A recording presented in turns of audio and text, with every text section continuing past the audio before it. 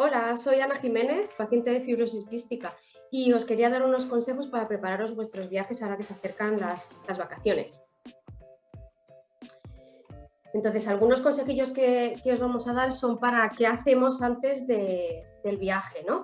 Bueno, pues una cosa fundamental es informaros sobre las normas de entrada del país o del lugar donde vayáis a viajar, ¿no? Para evitar sorpresas desagradables, pues es mejor investigar acerca de la normativa de ese lugar. Y lo mismo también dentro de España, las comunidades y demás, ¿no? Entonces, por ejemplo, una cosa importante es saber los medicamentos no autorizados en ese lugar. Por ejemplo, hay sitios donde no nos dejan pasar analgésicos fuertes o medicamentos que lleven alcohol. Lo mismo con productos, utensilios no autorizados, como por ejemplo jeringuillas, o algunos requerimientos específicos. Hay algunos países donde a lo mejor te obligan a tener un informe médico traducido en su idioma. Así que es muy importante informaros bien antes de viajar y hacerlo con antelación, nunca el día de antes. ¿Dónde podéis encontrar esta información? Pues, por ejemplo, en la web del Ministerio de Asuntos Exteriores tiene unas recomendaciones de viaje y por aquí os aparecerá la web. Y, por ejemplo, una cosa que a mí me ayuda mucho cuando viajo sobre todo al extranjero es las oficinas de turismo que tenemos aquí en España, de ese país. En esas oficinas o bien miras en su página web o les llamas y te asesoran y te indican sobre estos aspectos. Y si no, pues también podéis buscar otras webs del país de destino, del lugar del destino, como consejerías de turismo, ayuntamientos y demás. El informe médico, importantísimo y básico. Tiene que estar actualizado, de menos de 6 meses. Lo ideal es que el último que tengáis de la última revisión es el que dobláis y lo metéis en la maleta. Y ese es el que os lleváis. Tiene que estar firmado por el médico. Muchas veces con las prisas, cuando estamos en consulta, nos lo imprimen, nos lo dan y nos vamos, ¿no? Que esté firmado siempre. Y si os dais cuenta, con los días de antelación que lo preparáis, que no está firmado, pues bloquear un ratito con el médico para llevarlo y que os lo firme rápidamente, ¿vale? Los nombres del médico y los datos de contacto tienen que estar bien visibles en el informe, por si acaso, oye, necesitas hablar algo. Y tiene que venir bien todo el detalle de tu situación médica, las pruebas que te hayan hecho, todas las enfermedades y complicaciones que tenemos, etc. Y lo más importante, listado detallado de toda la medicación que tomas. Tiene que venir el nombre comercial y la dosis exacta que te está suministrando, ¿vale? Y si ha suspendido alguno, pues lo quitamos o se pone suspender. Importantísimo. También tiene que venir el material que utilizas para suministrártelo, por ejemplo, jeringuillas. Y la conservación, si necesitas nevera porque es en frío. Esto es súper importante. Normalmente no lo tenemos puesto en los informes, pero de cara a este viaje o futuros viajes está fenomenal que hables con tu médico para que esto ya lo apunte en el informe y por lo menos ya se queda para los siguientes informes y así no tienes que estar pidiéndolo constantemente, ¿vale? Entonces, este tipo de cosas, ahora te coges el informe, te lo miras, a ver si viene y si no viene, pues hablas con tu médico. Y ahora la pregunta del millón, ¿no? Si viajo al extranjero, ¿tiene que estar en inglés? Pues a ver, es recomendable, pero no todos los países lo hacen como obligatorio, ¿vale? En inglés o en el país del destino. Entonces, lo importante de ver, de consultar la normativa del país, como decíamos en el bloque anterior, ¿no?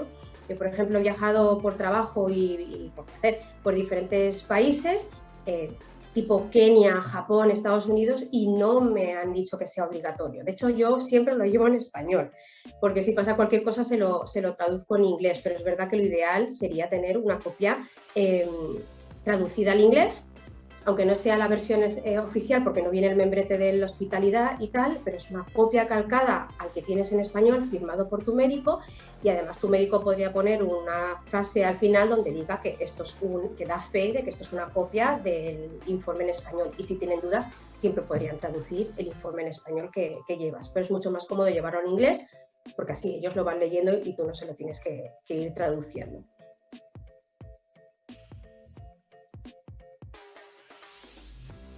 Súper importante, el tratamiento. Como vengo diciendo todo el rato, todo esto hay que prepararlo con muchísimo tiempo de antelación, haceros un listado con cada uno de los medicamentos y cositas que os tenéis que llevar y prepararlo antes, unos días antes, no siempre el día de antes que hacemos la maleta con la ropa y tal. Esto ahí es súper importante que lo tengamos en antelación para evitar que se nos olvide algo que a mí ya me ha pasado. Entonces, para cosas en frío, por ejemplo, poneros también una alarma o, por ejemplo, un post-it en la puerta de casa para no olvidaros de coger lo que tengáis en nevera, ¿vale? Que eso también se nos puede olvidar con las prisas. Entonces, un post-it ahí en donde vas a abrir la puerta, en el pomo, y seguro que te acuerdas. Y muy importante, calcular las dosis de lo que vas a necesitar, calcularlo bien. Por ejemplo, si te vas 2 semanas, pues calcular bien esas 2 semanas y llevar siempre de sobra. Yo siempre me llevo el doble. Y más ahora, en el momento en el que estamos de pandemia, que no sabes lo que va a pasar. Imagínate que llegas al destino, que no pase, y has ido en un tren, en un avión o lo que sea, y te dicen que te tienen que confinar, y tú habías ido para un fin de semana, y de repente te tienes que quedar 2 semanas en un hotel de estos de COVID. Bueno, pues por lo menos te quedas tranquilo sabiendo que tienes medicación de sobra, ¿vale? Entonces, nunca está de más llevaros medicación de sobra, como si es más del doble. Importante llevarla a mano si viajáis, por ejemplo, en avión o en tren, y no facturar por si se os pierde la maleta. Por lo menos lo que vais a necesitar para el viaje, llevarlo siempre a mano, y el restante, si queréis, pues en la maleta, ¿no? Pero yo siempre recomendaré llevarlo siempre todo a mano. Y a lo mejor es un bolso de mano donde solo llevas tu medicación. Bueno, pues llevarás tu medicación y nada más, ¿no? Y el móvil y la cartera. ¿Qué más cosas? Vale, importante llevar la medicación siempre en sus blisters, no llevarlo en pastilleros. A ver, si vas a viajar con tu coche porque vas a ir a la playa y está 4 horas, pues a lo mejor no hace falta, ¿no? Porque es muy poco probable que te paren y te digan qué llevas en tu maleta, ¿no? Pero, por ejemplo, si vas a coger un tren o vas a coger un avión, que la maleta y todos tus bultos pasan por los rayos, pues te pueden, incluso si es de aquí a la ciudad de al lado, te pueden decir que les enseñes lo que hay en la maleta, ¿no? Entonces es importante viajar siempre con la medicación en los blisters, las cajas y los prospectos.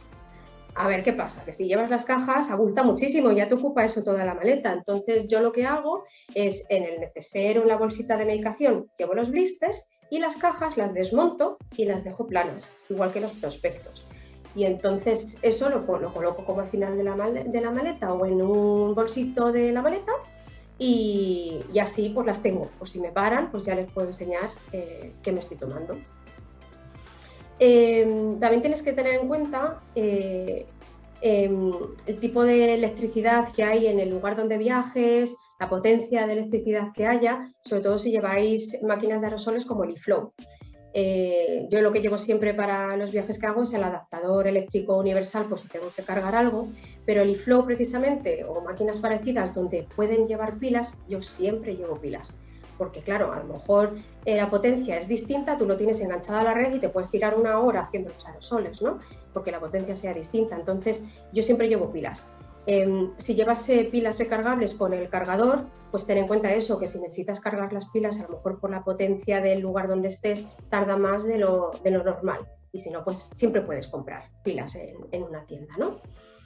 ¿Qué más cosas os podéis llevar? Pues tener siempre a mano un botiquín de viaje con medicamentos que tomáis habitualmente para otro tipo de circunstancias, como antibiótico, pedírselo a vuestro médico y que os lo recete y os lo dé antes del viaje. Llevaros paracetamol, ibuprofeno, omeprazol, este tipo de medicamentos que tomáis de forma ocasional cuando os pasa algo. Cuando llevéis medicación en frío, acordaros de cómo tenéis que llevarla en transporte, que hay que empaquetarlo en bolsas aislantes, llevarlo en su nevera portátil y geles refrigerantes. Y los geles refrigerantes que aguanten la duración del viaje, ¿vale? O sea, que calcularlo bien y comprarlos a lo mejor un poquito mejor, un poquito más buenos, si va a durar mucho el viaje. Y una cosita a lo mejor que tenéis que tener en cuenta y que no solemos mirar es que el lugar donde vayamos a estar, nuestra estancia, hotel, apartamento, tenga nevera, ¿vale?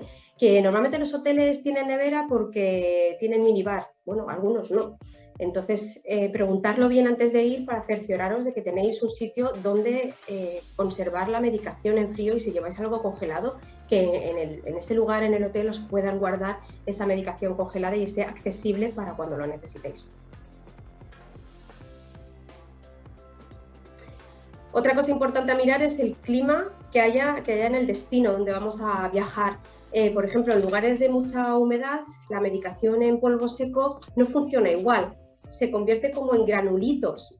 Según aspiras ya no es el polvo, que no lo notas casi, sino que es como si tragases granulitos, ¿no? A mí me ha pasado eso, por ejemplo, el Colobrez que utilizamos nosotros, aunque va metido en sus capsulitas, en su blister, cuando lo sacas y ya lo rompes para administrártelo, tiene esos gránulos. Entonces, lo que yo hago es utilizo estas bolsitas como de gel de silicona, que viene, cuando te compras un bolso, unos zapatos, vienen dentro, ¿no? Entonces yo las conservo todas y voy metiendo esos geles de silicona. Si me voy a un sitio donde sé que hay muchísima humedad, pues meto más bolsitas. Si voy a estar aquí en mi casa, pues nada más que llevo una. ¿Vale? Tener en cuenta ese tipo de cosas para que la medicación funcione bien cuando estéis en un lugar dependiendo de su clima.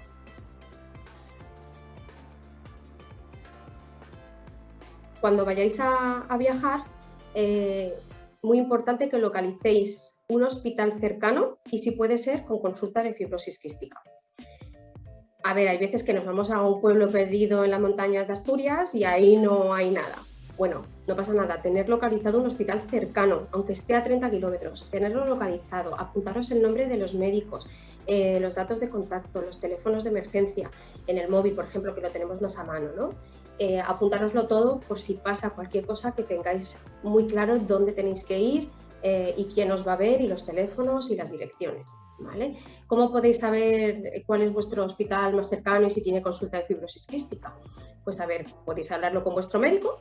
A lo mejor ellos, si en España, conocen hospitales o consultas de fibrosis quística, médicos de fibrosis quística, y si no, también podéis consultar, si por ejemplo vais al extranjero, podéis consultar las webs de sanidad del país, o a mí una cosa que me ha funcionado muy bien han sido las asociaciones de fibrosis quística.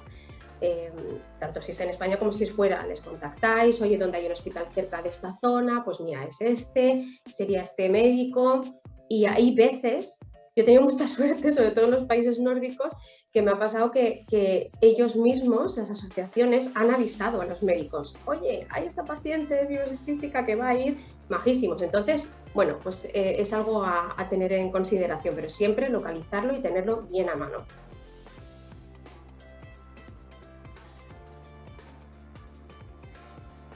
Otra recomendación que os hago es acerca del seguro médico de viaje.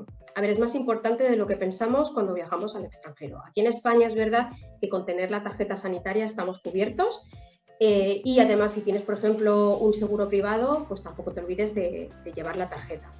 Pero si vamos al extranjero es muy importante que miremos un seguro médico de viaje.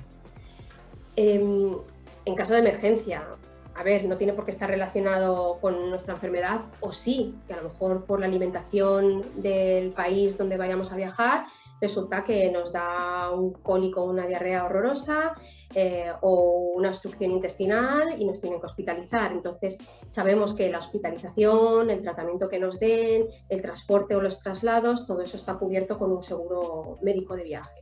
Y sobre todo también tener en cuenta el tipo de viaje que vais a hacer y dónde vais a viajar, ¿no? No es lo mismo que me voy a Francia y simplemente voy a estar visitando las ciudades, o me voy a un safari, o me voy a Kenia, por ejemplo, o me voy a hacer un deporte de aventura a Islandia, ¿no? Entonces, tener en cuenta el seguro médico de viaje, y si tenéis un seguro privado, consultar con ellos qué cobertura tienen en el extranjero también, ¿no? Por si os pudiese servir. En Europa tenemos la tarjeta sanitaria europea. Lo que pasa es que con esta tarjeta lo único que tienes es una cobertura médica igual que los que viven en ese país, ¿no? Y la mayoría de los países, pues a ver, no tienen la sanidad que tenemos nosotros, que nos lo cubren todo. Tienen una sanidad a lo mejor más de copago, ¿no? Y a lo mejor la mitad lo paga el Estado, la mitad lo paga el paciente. Entonces te pasaría lo mismo, que si en caso de emergencia tú tendrías que pagar esos costes, la mitad de los costes, ¿no? O lo que sea en el lugar donde vayas a viajar. Por eso, igualmente, dependiendo del tipo de viaje que vas a hacer, pues un seguro médico es siempre interesante.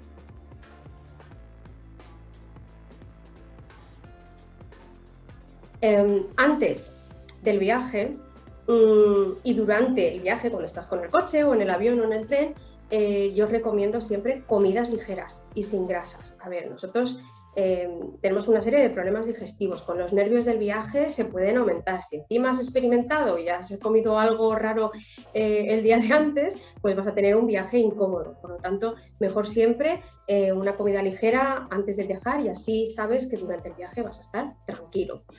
Ya en el lugar de destino, cuidado con la alimentación local. ¿Vale? Cuidado con la alimentación, porque es distinto a lo que nosotros estamos acostumbrados. Pueden tener más especies, más picante, más grasa y por lo tanto pasaremos un mal rato. Entonces, tener cuidado con esa alimentación, seleccionar bien lo que vais a comer y, bueno, pues evidentemente, como hemos dicho antes, en el botiquín que os vais a llevar, omeprazol, Fortasec y lo que haga falta para evitar esos momentos desagradables. Luego, durante el viaje, a hidrataros mucho. Nosotros no tenemos tanta sensación de sed y nos deshidratamos con más facilidad, ¿no? Entonces, siempre llevar una botellita de agua, y aunque no tengáis sed, ir dándoles sorbos. No solamente durante el viaje, por ejemplo, en avión, que la humedad en el ambiente baja muchísimo y no tienes la sensación, pero te deshidratas, y normalmente lo notamos hasta en la piel, ¿no? No solamente en el avión, pero sí ya durante todas las vacaciones. Acordaros siempre de la botellita de agua y ir bebiendo a sorbos. Y luego, por ejemplo, si vamos a ir a un sitio muy caluroso o con mucha humedad, nosotros perdemos mucha sal al sudar, ¿no? Entonces estaría bien aumentar la dosis de ingesta de sal, pues por ejemplo, más jamón serrano. Pero bueno, siempre lo que diga el médico, porque oye, puedes tener otro tipo de afectaciones y esta recomendación no es válida para ti. Entonces siempre habla con tu médico para ver qué es lo que te recomienda dependiendo de cuándo vayas y la época en la que vayas.